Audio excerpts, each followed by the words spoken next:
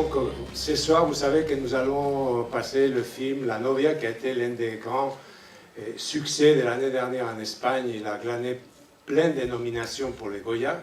Après, ils ne se sont pas tous concrétisés. Et cette fille, elle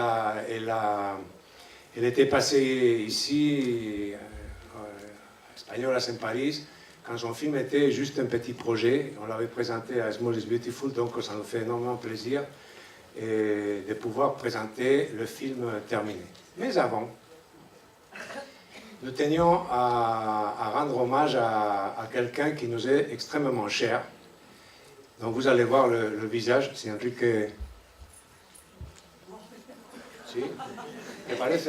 Si, non? Ça, c'est son cœur. Et maintenant, vous allez... Voilà. Voilà.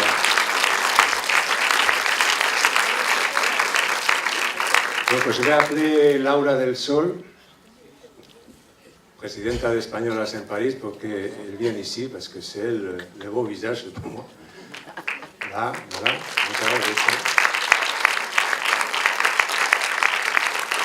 Nous avons réfléchi à qu'est-ce qu'on pouvait faire pour quelqu'un qui n'est pas un acteur. Il est beau, mais il n'est pas, c'est pas un acteur non plus. C'est pas un réalisateur. Qu'est-ce qu'on fait avec quelqu'un qui a passé sa vie à travailler avec le patrimoine du cinéma espagnol, international et tout ça? Qu'est-ce qu'on fait avec quelqu'un qui... C'est comme passer la musique sur vinyle, non? C'est un peu... Il connaît tout ça. On s'est dit, est-ce qu'on fait un film sur lui? On s'est dit que finalement, on allait être mauvais, parce qu'on n'est pas non plus des réalisateurs. Donc on a pensé à confier cette tâche de dire 2 mots sur cette personne-là à quelqu'un qui peut-être va être une surprise pour lui. Un certain...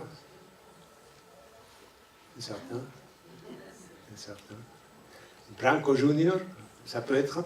Donc je demande à Juan Pablo, por aquí. Viens par là.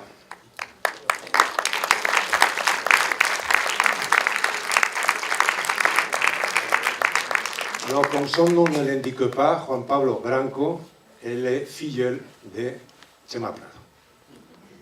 Merci. Bonjour à tous. Alors, lorsqu'on demande à l'enfant de parler de l'adulte en public, l'embarras menace toujours de pointer. Comment dire quelque chose d'un être connu d'en bas, partiellement, intimement, subjectivement, alors que l'audience attendra l'élégie, le récit totalisant et cohérent, qui présentera la personne dans une époque qu'on n'a fatalement pas connue. Comment jouer à l'historien comme on n'est pas et éviter de sombrer dans ce que tout le corps demande, à savoir parler de l'être intime, celui qui nous a vu grandir, celui que l'on observait toujours avec un mélange d'étrangeté, d'étonnement, d'admiration, et qu'on ne pourra finalement probablement jamais tout à fait comprendre ni expliquer. Et pourtant, c'est ce qu'on m'a demandé. Alors, parler du Chema Prado photographe, parce que je veux commencer par là, à la reconnaissance toujours plus grande, à l'œuvre épurée, modeste mais radicalement affirmée, aux lignes tendues comme autant d'assertions abstraites et insaisissables, qui avancent à pas de loup sans ne jamais s'exposer ni se révéler. C'est difficile sans parler du parrain qui avait toujours et qui a souvent encore le Polaroid en bandoulière, obsédé par le partage et l'échange, et qui ne cessait de vous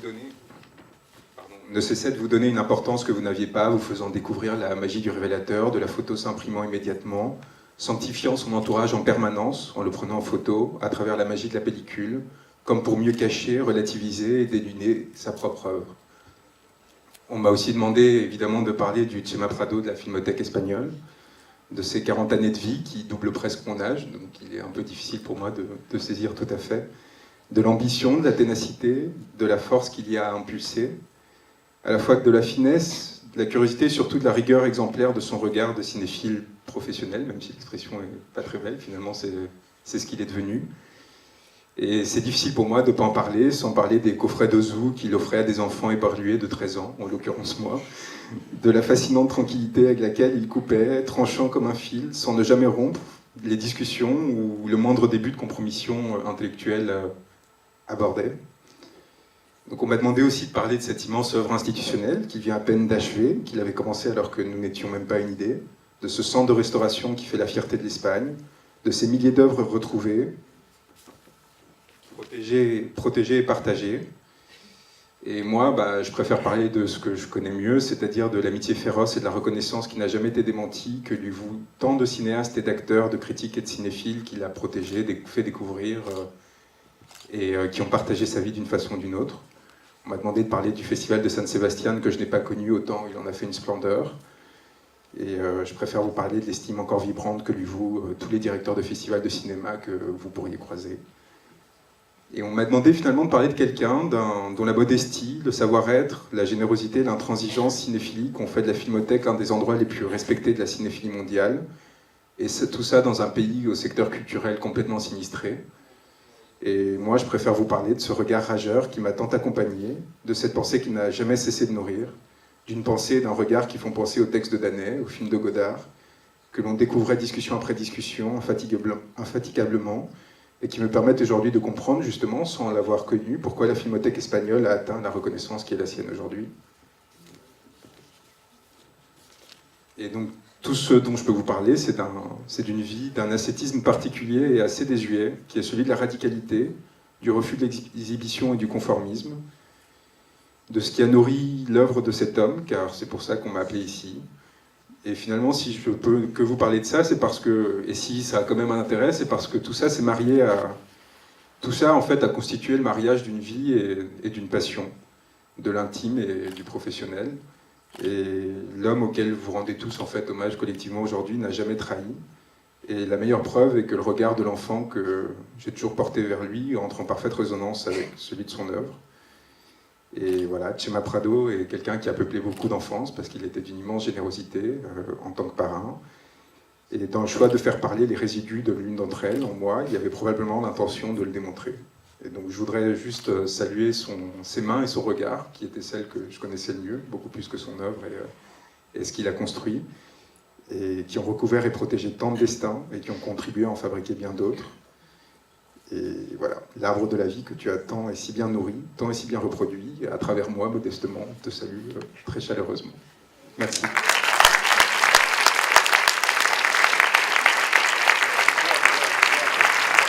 Chema Prado.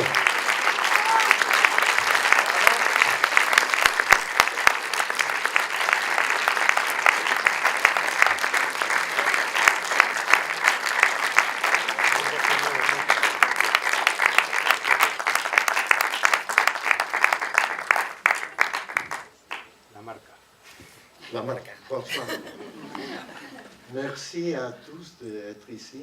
Je suis très ému pour les paroles qu'il m'a dédiées. Je suis très touché.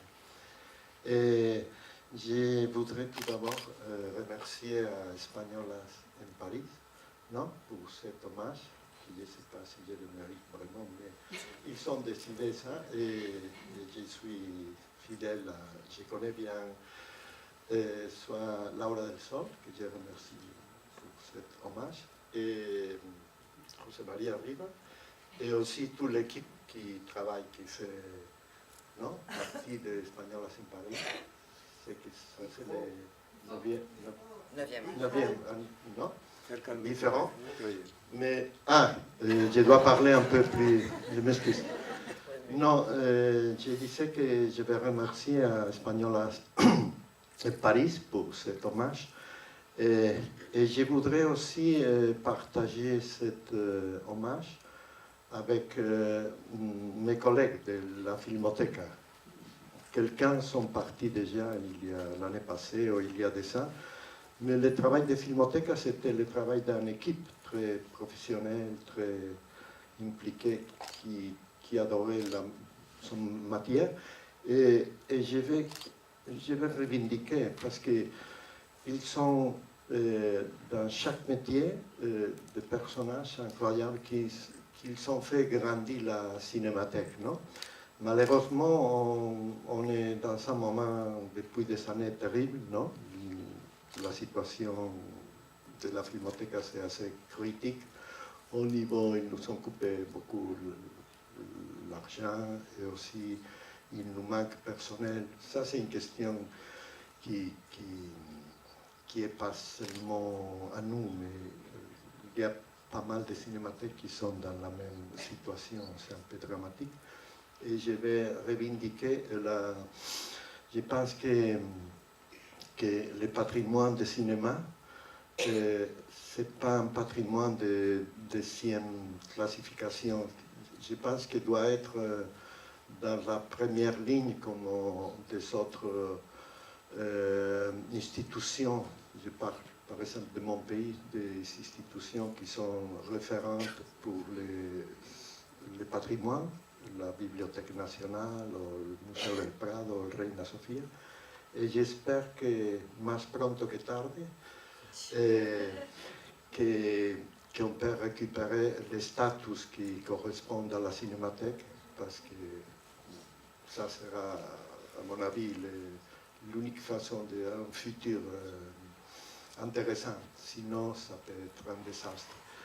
Encore merci beaucoup pour être ici avec moi et merci spécialement à Juan Pablo qui m'a touché beaucoup, les paroles qu'il m'a dit. Merci.